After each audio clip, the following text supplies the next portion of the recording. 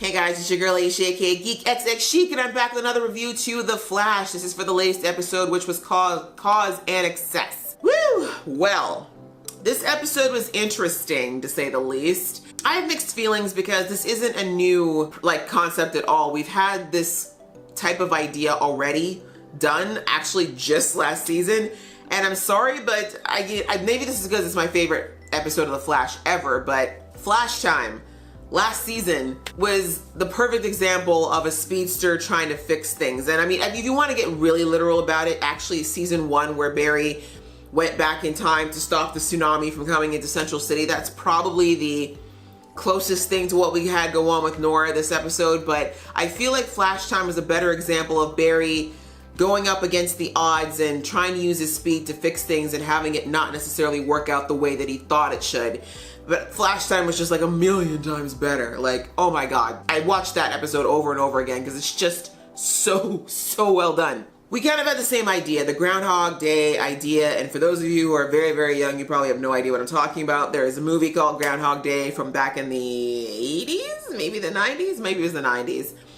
With the same premise of the idea of this person who keeps waking up on the same day, which happens to be Groundhog Day, over and over. And he just, after a while, starts to realize that he's the only person who recognizes the day keeps repeating itself. So anyway, similar premise, except here we've got Nora trying to stop Cicada from killing somebody that she cares about. And I figured out pretty quickly from, that once she did the first loop back, I was like, oh, this is not the first time she's done this.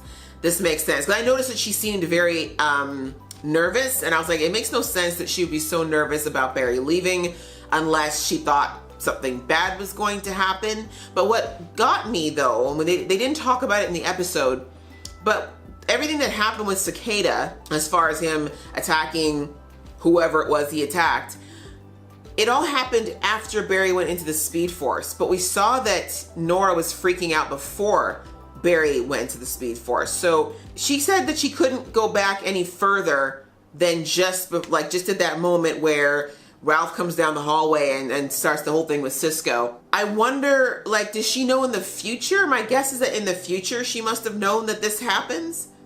I don't know. I was just a little confused by that, and maybe I'm just nitpicking, but I'm like, why was she so adamant that Barry not leave unless she knew something was going to happen? And also, why was she only able to reverse time but not go into the Speed Force? I don't know. There's just a lot of things that didn't quite add up in that, but I'm hoping maybe we'll get more of an explanation potentially in the next episode.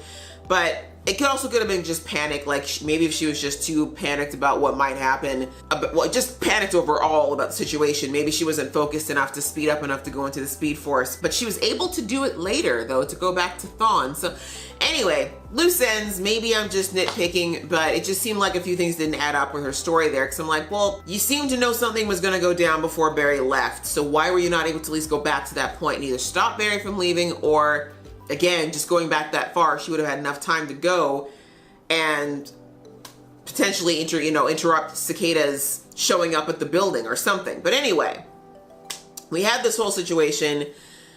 Nora trying over and over again to stop Cicada from hurting somebody, but for underestimating him. I mean, Cicada may be a bad actor, but he's clearly not a complete idiot. Okay, he's clearly not a dummy. If he was able to figure out where Iris worked and get into that building somehow undetected, Nora should have figured out that the next thing he would do was try to find the next person, anyone close to Iris, and do the exact same thing. You know what I mean? She should have figured out he would make the connection. Okay, if I can't get her, then I gotta look for somebody that she's connected to. Not hard to do considering that Iris used to be, she's a reporter, her name's everywhere, her family's name's everywhere. It's not hard these days to figure out. As you saw from Ralph in his creepy stalker book, it's not hard to figure out a lot about someone's life if you spend a little time online. So that was Nora's bad for not being a little bit more perceptive or giving Cicada more credit and thinking that her speed would be enough.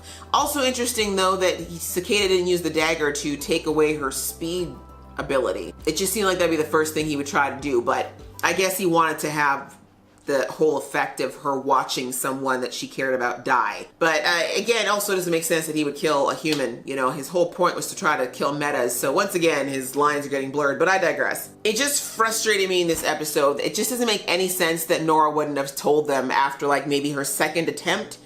There was really no reason for her not to tell the team what had gone down. Like none. Outside of giving us the cinematic effect of watching all various members of Team Flash get a dagger in the back. Like, do you know what I mean? Like, I understand there's certain things that Nora has to keep secret for the sake of her little plot line, but this was not one of them.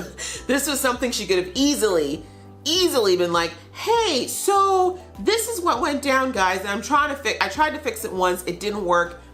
Tell me what to do, or give me some ideas. She's literally in a place with a genius, a tech genius, a biomedical genius, Sherlock, a deductive genius, her mom, who also has amazing deductive and problem-solving skills. Like, it's literally the absolute best room you could be in to try to figure something out that you can't figure out on your own. So why she would not think, right, that the right thing to do would be like, hey, here's a problem I can't seem to fix, maybe I should get more help, was just beyond me. It makes no sense whatsoever. Thank God for Cisco. Thank God for Cisco and his vibing abilities, which, let's just take a teeny little detour on the Cisco train. I found it very frustrating that this whole episode, it seemed like Cisco forgot how to vibe. Like, he's had these powers for 3 years now.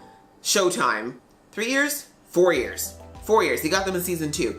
So how is he now suddenly forgetting that when these things happen, it's him vibing? It's like he forgot how, like, I don't know. It was just a weird writing choice to have him be like, oh, did this happen before?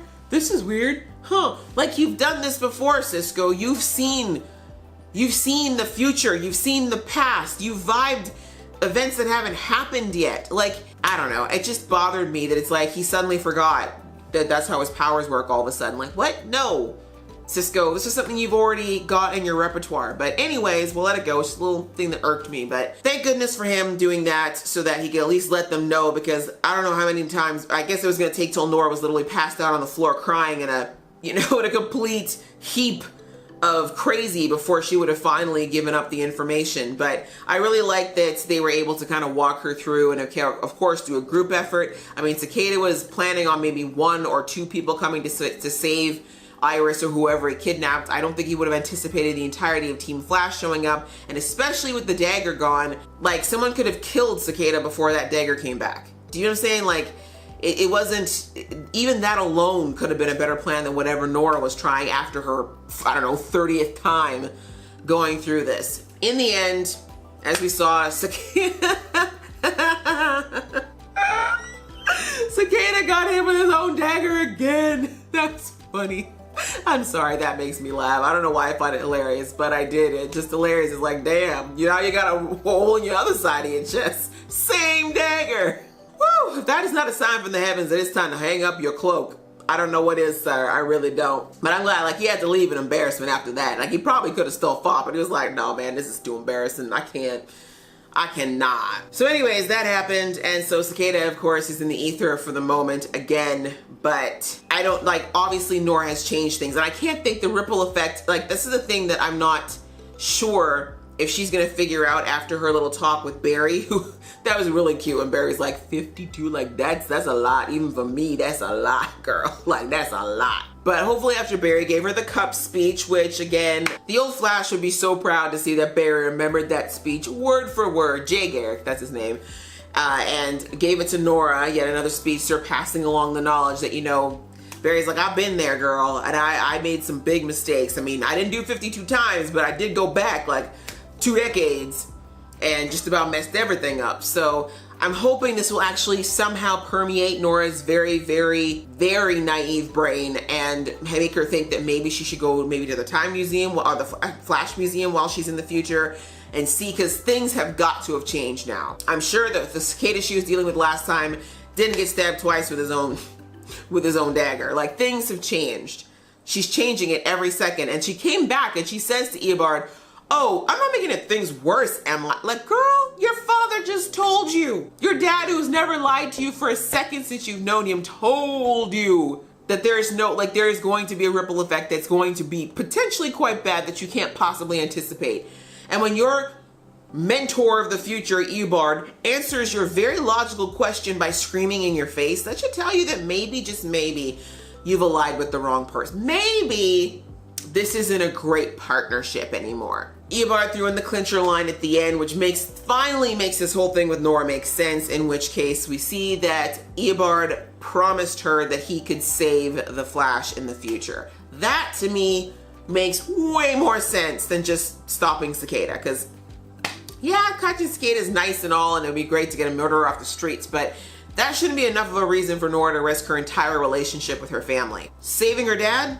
I can see her thinking that that was an equal trade-off. Like, yeah, my parents may never trust me again, but at least I'll still have them both. You know what I'm saying? Sadly, if Nora knew anything about Eobard, which I'm so glad, again, she got that piece of information from Cisco about the fact that he killed Cisco. No need to do that, but he did it anyway. She now knows, like, I'm hoping she's starting to put the case together. This man cannot be trusted. And that, unfortunately, she made a wrong move. It's not too late to turn it around. He dangled that carrot of saving her dad one more time, so we'll have to see whether or not she's gonna keep with this whole duality. But we see that Sherlock is right back on her tail again. Of course, this whole time traveling thing without telling anybody. He figured it out before, of course, because he's a genius, but now that he knows that she's again lying and keeping secrets like this, he's right back on her trail with trying to figure out what's going on in that Speed Force book. So hopefully he'll figure it out, because I mean, I don't know. I don't think Nora's ever going to give herself up at this point, not with the dangling carrot of saving her dad. So it will take Sherlock exposing her, but what that will do and how the ripple effects that will have, could not tell you at this point. I really, really couldn't. So other than that, we just had Cisco's side story with the whole date with Camilla, and it was kind of drawn out as well, but again, it was just nice to see Cisco kind of be the Cisco that I remember, you know, the one that I remember more from seasons 1 and 2, the fun and flirty and just awkward and just, you know what I mean, Carlos just showing us what he's capable of. I like the overarching message, which was a great message for everyone, but also for Cisco, in that he's good all by himself. He is a whole snack all by himself. He does not have to try to be something he's not to try to get with somebody. And I get it, you know, it does fall into character with Cisco. His past adventures with love before Gypsy never really went well. You know, he liked girls who never really liked him back. You know, he just thinks that he still isn't that guy who can pull a really gorgeous girl just by his nerdy self alone. But as I kept saying throughout the episode, like, she accepted this date with you because she liked what she saw at the bar when you were not even trying to flirt, when you were not even trying, you know, you weren't dressed to impress, you were just geeking out about your science and being you.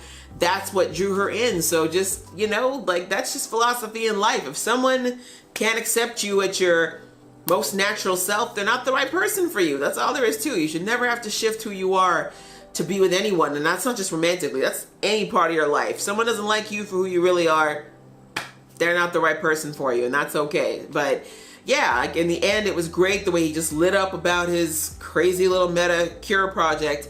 The geeking out is where, you know, he started to shine and glow and get excited, and that kind of energy is very attractive. I'm glad that he figured it out, and I'm not against him having a little bit of love again. I don't really think this is gonna go anywhere massive this season, but I'm all for him having something else in his life, since maybe if he finds a little bit more happiness, or maybe if he's able to use his powers to save Camilla, he'll rethink whether or not he thinks he has to take this cure.